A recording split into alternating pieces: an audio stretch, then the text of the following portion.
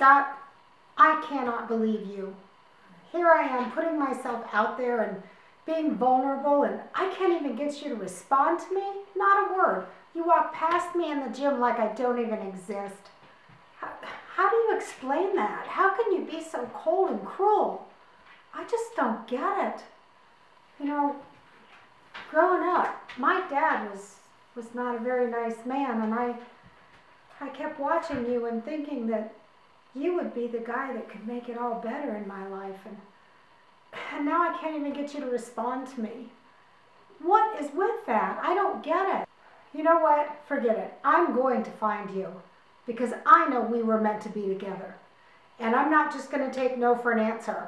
I'm going to hunt you down, and I am going to make you mine, and we're going to be together forever. Excuse me. Hold 1 minute. Hello?